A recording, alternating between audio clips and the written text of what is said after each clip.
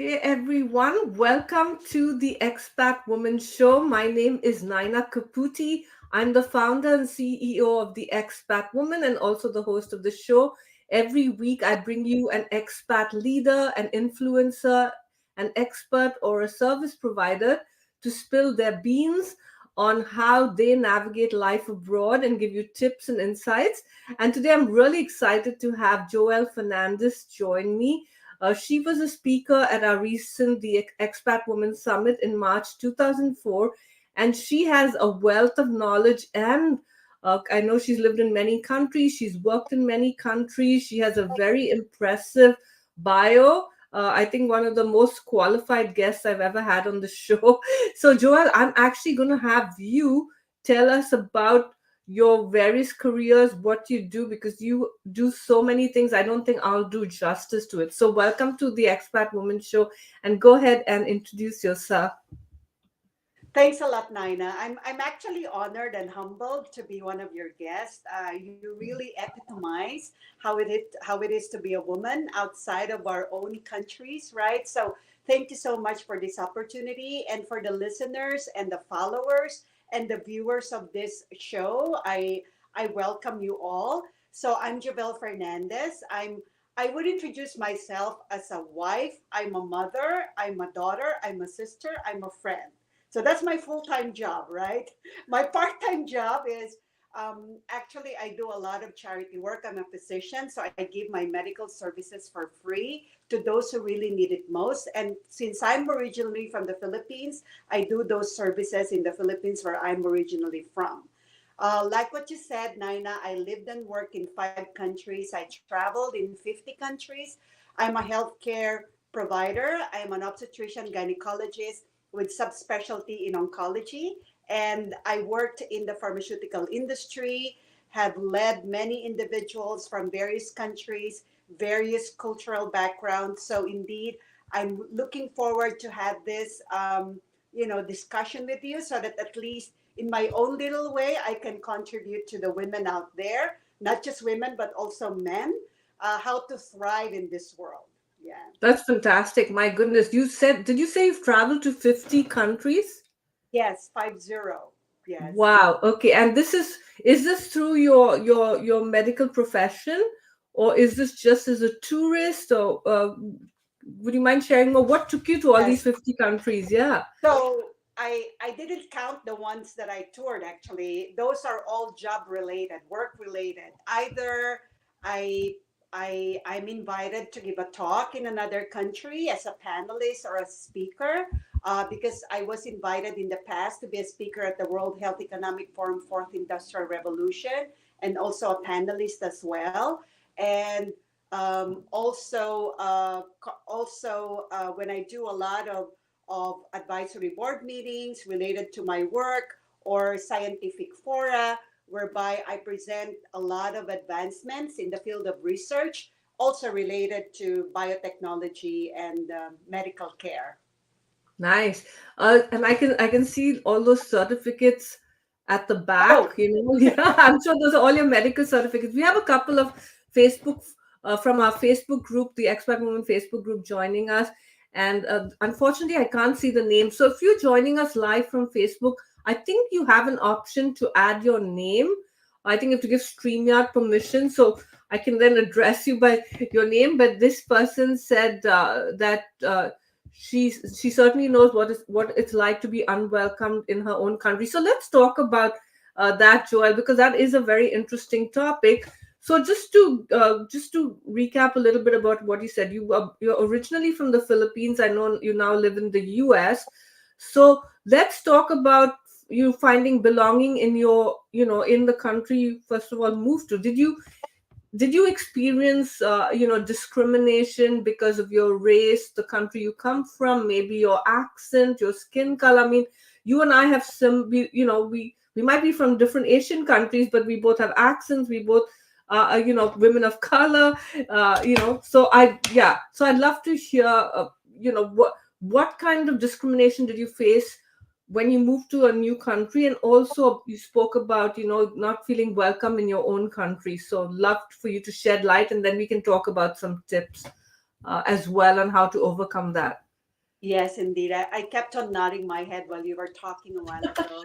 So let me take a stab first on, how I felt and share those experiences, right? To be living in another country or be exposed in another environment outside of your own comfort zone, meaning could be outside of your country, right? So I had experienced various instances whereby because of my color, because I'm a woman, Right. because my accent is different. It's really not a Native American speaker.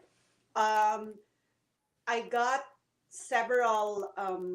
I won't say criticisms. I would say observation. You can see that I'm already making a positive spin on all those, but essentially there have been instances whereby I have heard the most painful of which was um, people thought that I don't speak the language where I was, right? So basically it's this is a country whereby they said, oh, she won't last long, she won't last long, she's a woman, she's a foreigner, she doesn't know this country, she doesn't know what she's doing. I said, if you're expatriated, usually in the corporate world, you're given an assignment for 3 years. So that was one thing that I heard. And then I felt like I thought I'm qualified for the role. I thought I was doing the right thing for the patients. But actually, it seems like there are some men or there are some maybe women also who may not have liked me, what my style was, because I came from another culture. Another one was I was being developed to respond to the media. I was being trained to be a speaker because I do speak a lot in various fora. And one of the trainers told me, oh, can you say that differently? Because, and then I said, why? Well, the way you said it, the accent. So I said, what's wrong with my accent? If you say it, did you deliver it differently from how I said it? So those are instances whereby I felt like because I'm a woman, because I don't belong to that country, even though I felt like I have all the qualifications, I may be even more qualified than the others that they're thinking should be the suited person for the role. I was sort of, um, I won't say discriminated, maybe alienated or isolated. And that led to sort of imposter syndrome, right? And that led to a lot of why, what's happening? Why are they against me? Or seemingly, do I not deserve it, right? So all those questions come to mind whereby that vision of self-fulfillment, that sort of you know potentially being unfair also to my family, my husband and my sons, because I have to uproot them also from where they were, because they traveled with me, they relocated with me, they expatriated with me in those countries. So those are the ones which were nuances, and I'm sure in some way, shape, or form, I mentioned just bits and pieces of various stories, but I'm sure our audience or some others could relate. Even like simple buying something from a store, right? Because you say things differently, you identify things differently. You could feel like, oh, I'm doing it wrong, right? And then you second guess yourself. Of course, in my own country, that was also very disturbing because I thought I was doing something which was good for patients because as a physician, I really practiced there. And also I thought I was doing the right thing. But sometimes when you do the right thing, others may not perceive it as doing the right thing for themselves, because it then sort of creates this indifference that you are providing a certain perspective and opening the eyes of the people around you what is wrong, potentially ethically, morally wrong, and what is ethically, morally right. So that situation was when I decided one of the things that motivates me in this world, Naina, with whatever I do is my simple daily mission in life is to sleep peacefully at night.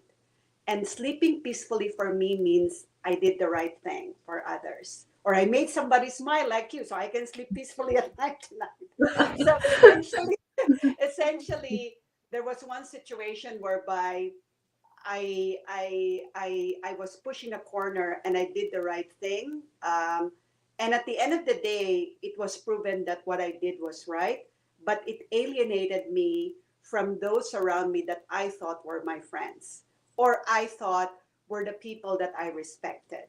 So that is a situation whereby I felt discriminated or alienated in my own country because I did the right thing, because I have to do the right thing aligned with my values. I'm not being pompous here. I'm not being saying a saintly here, but I guess for me, my motivator in life is always, you know, for me, if I have the well informed um, data about what decision needs to be made, whether I do it the left track or the right one, then essentially that's what I'm going to do.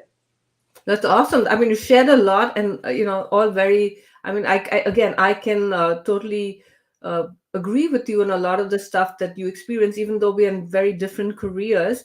So I wanted to unpack some of the things you shared.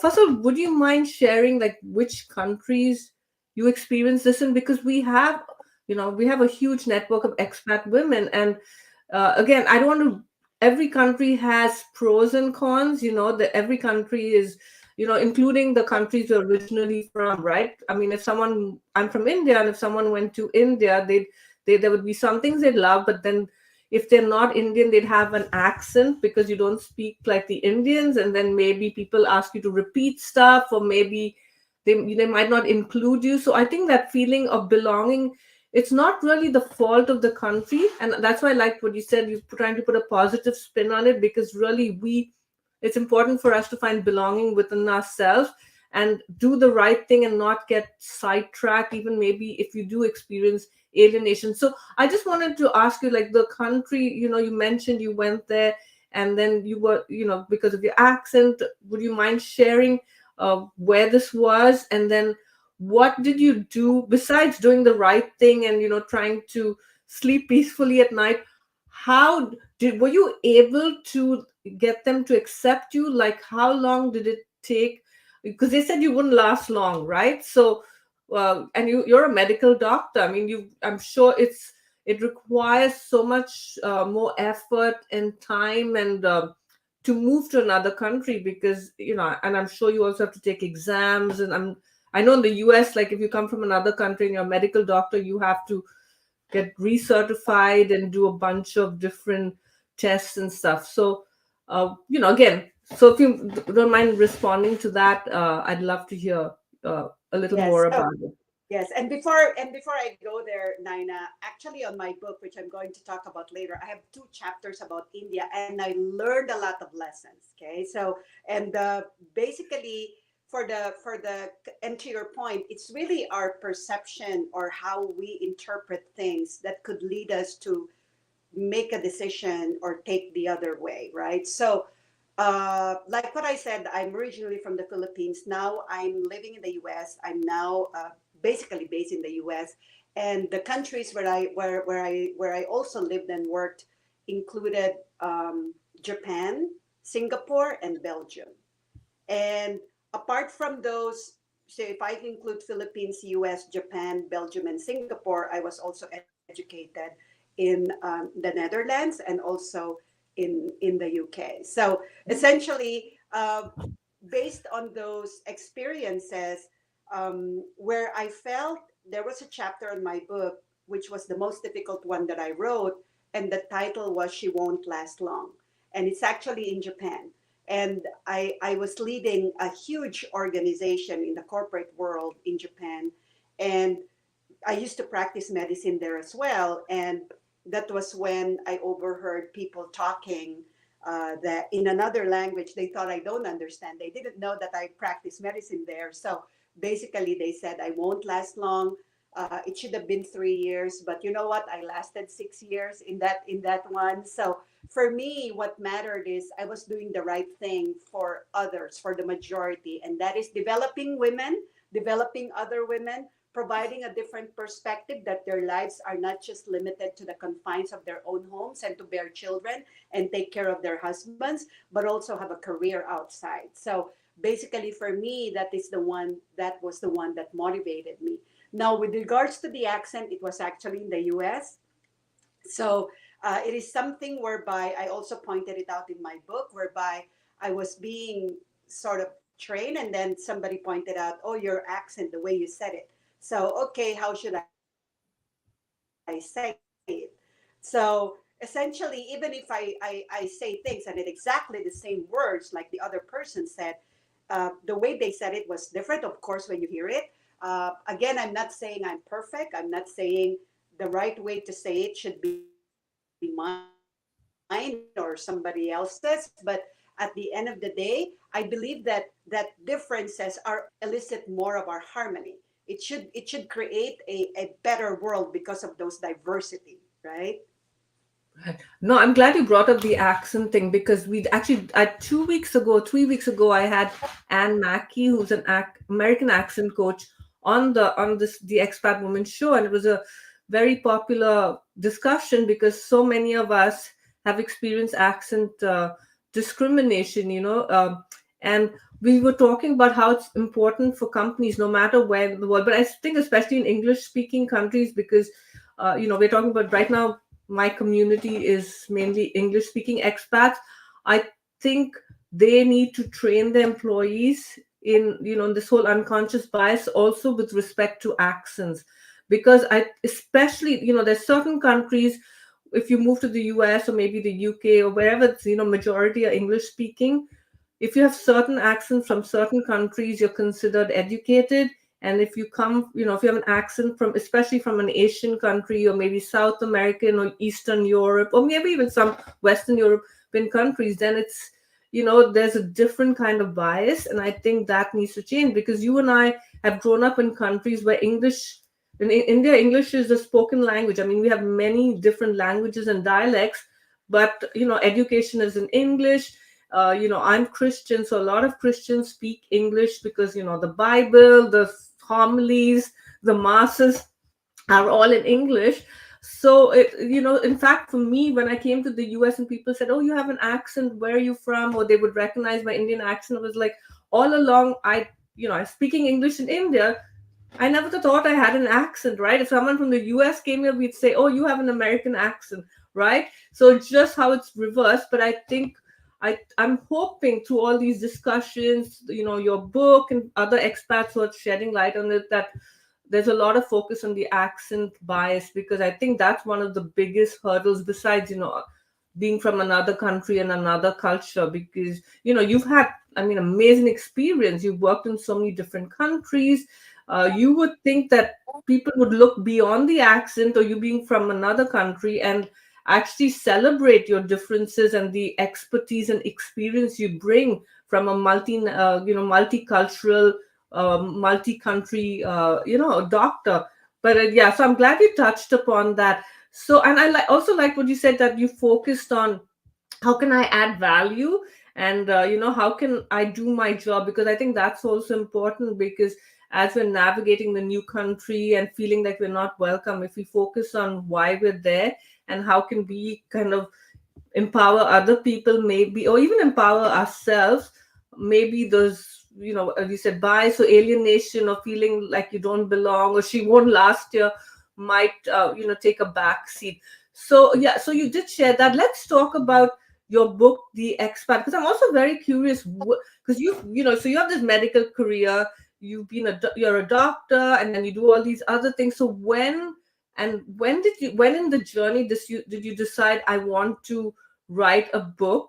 And yeah, and Anne Mackey's just joined us. I told you about Anne. We were I had her on the show. She just joined us in the Facebook group.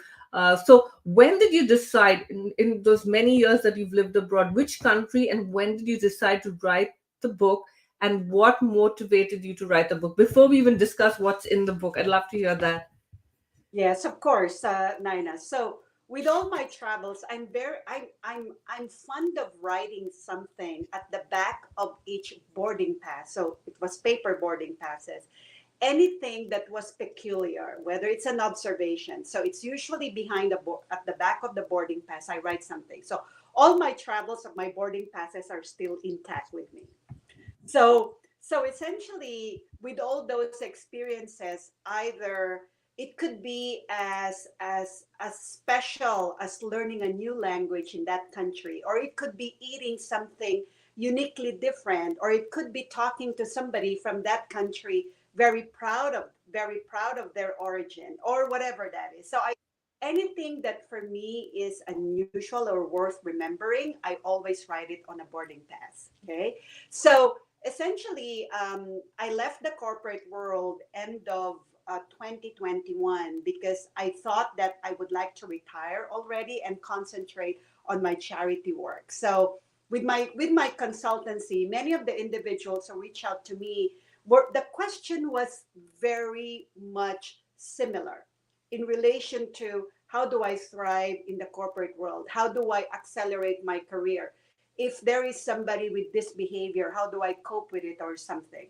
So that is all related to what we're doing in R&D, and also how to navigate through complexities of how do you become successful. You're a budding young woman. How can you balance your family life and your corporate life, and so on and so forth. And then there were specific questions obviously related to my specialty, and that is in oncology, and several others also were asking about the company that I co-founded in Japan, and we are developing the very first, hopefully, the very first immunotherapy drug that will be taken orally. So essentially, one of the things then that motivated me was, okay, questions were similar. They were asking my experiences. When you went to Germany, did you encounter this? When you went to France, did you see this? Or what was your observation? How were the men? How was the behavior in the meeting room? So because of that, I started to write a book. So believe it or not, writing a book is not the same as writing a scientific manuscript. Like, I have published like so many, I think 70 plus scientific manuscripts in peer-reviewed journals. I have written a chapter in a book in the past, but that's all about science. But writing my own experiences and sharing those experiences was totally different, because you're giving away part of you in that story and sharing that story, hoping that others would learn from it. So my motivation was that. And then I have to study how writing a book is, because it was different. Um, and then I started writing summer of that year, I think 2021. I finished it, I think, end of that year. So it took me like 4 or 5 months to write the book. And I have to do a lot of draft, even what the title is, what the cover is, and so on and so forth. So at the end of the day, it was very rewarding, but I was crying the entire time because I was sharing a story, and I have to create a story in order for others to learn from it, so that my belief is they can become real best versions of themselves. So with my book, this is the one. So if you can allow me to show it, the Of course. title is The Expat. It's about powerful life lessons of living, working, and traveling around the world. And you can see both my passports, US and Philippine passport.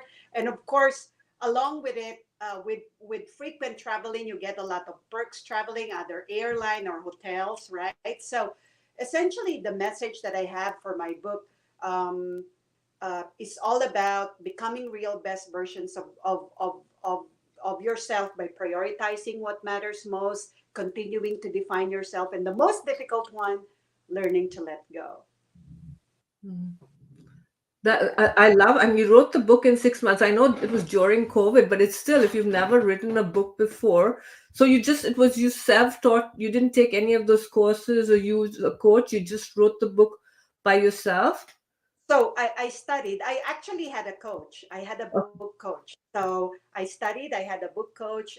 They helped me. Okay, how about this? How do you start even writing it, right? So how do you have so many ideas. So how do you put it into a certain context? Sorry, excuse me.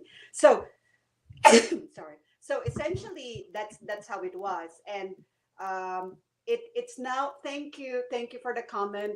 Thank you for that. I really love it, from Facebook. So it's available in ebook, audiobook, paperback, and hardcover format. So again, I have to understand how to write it. I have to hire an editor also to take a look at it. Even though, to your point, we have been using English in our own countries. The way we say things, scientific English is not the same as writing a normal English. So all those ones. Again, for me, all the proceeds of my book will actually go to charity because of my charity work every year that I do.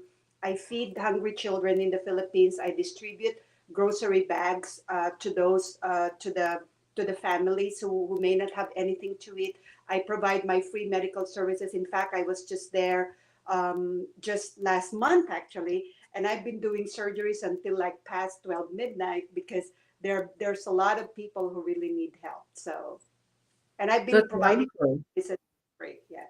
Yeah, no, thank you. Thanks for sharing that, and thanks for telling us about the book.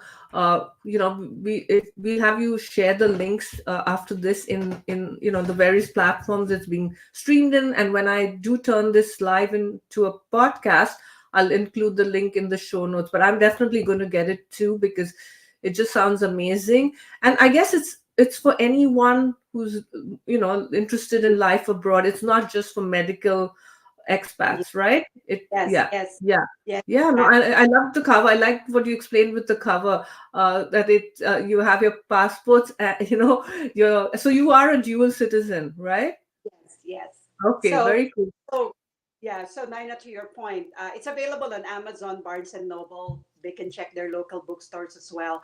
And essentially, like what you said a while ago, it takes a lot of effort. It takes a lot of time to write something like this. But for me, sharing, what I would provide as value to those who will purchase the book is one, potentially they would learn something, how you feel to be alienated, how to be a fish out of the water, right? How will you navigate through complexities? How will you thrive to be in an environment where you feel like you're alone, you're isolated, right?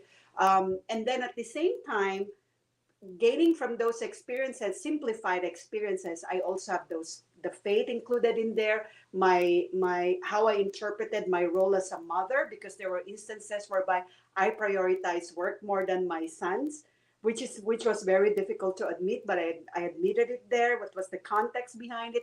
What did I learn? And also my relationship with my husband, my relationship with friends, with my I'm also Christian, I'm Catholic. And also, apart from the benefit from hopefully becoming real best versions of themselves, like what I alluded to a while ago, all the profits will go to charity. So those ones, Wonderful. hopefully, they will feel good about themselves. Yeah, I love that. I love that. As someone said in our Facebook messages that or comment that what a great mission. No, I love it. It sounds amazing. We'll have to have you come back again. Maybe we'll do a book reading and talk more about the book. So we have a few minutes left. I have two more quick questions. The first question is, what is one tip that you'd like to share with our audience or listeners or viewers on how they can go about feeling welcome either in the country they've moved to or in their own country, their country of origin? Maybe they've repatriated or they're visiting for a few months. Would you mind sharing a quick tip that they can implement today? Yes, just a simple tip that I would like to share, and that is know your mission in life. And it's not necessarily, global peace, climate change, or something, right? But for me, I wrote in a piece of paper, how do I want to be remembered? What's my mission in life? And that piece of paper is on my bedside table. I look at it every night. Did I do something to be aligned with that mission? And that is, I want to be a successful wife, a mother, a daughter, a sister, and a friend, and a physician. So that's in that order. So essentially, I take a look at it before I go to bed. Did I do something right today? Did I do something aligned with my mission? That's a quick tip. Did I become a better person today? Did I make somebody put a smile in their face today? Right. So essentially, those ones are it's very simple, but if we are focused and aligned, because there's so much noise around us, there's so much happening that sometimes it deviates us what do we really want to do, and then at the end of the day we are burned out, we're exhausted. But like what you're doing, Nina, right? You have this expat woman, very driven, putting all these elements together, trying to have a platform so that solutions will be available to those who need it. So similarly, if we remain focused on something that we do, like for me, just a simple piece of paper, I write it down there, so that basically if somebody will remember me and say, oh, Jovelle, oh yeah, she's a good mom, or yeah, she did this as a person, oh, she wrote a book and then she donated it, something, I just something that I believe in my own little way, I hope I can provide value to others. That's beautiful. I think that's really important. I think, yeah, having a mission wherever you move to, or if you're planning to move, like, what's my purpose, right? And also, I think unlocking your potential, because I think for many of us, we get so bogged down when we move to another country, as you say, with all the noise and, this trying to fit in, but also looking deep within ourselves, like, what do I want from life? As you said, it could be being a great mom or wife, or maybe it's something more, but finding that purpose will make your life in the new country, the country you move back to, easier. I so agree. I mean, I love running the Expat Woman. I'm so passionate about it. I was excited to wake up today knowing I'd be interviewing you, getting to know more about your amazing story, and also sharing it with other women so they would be inspired.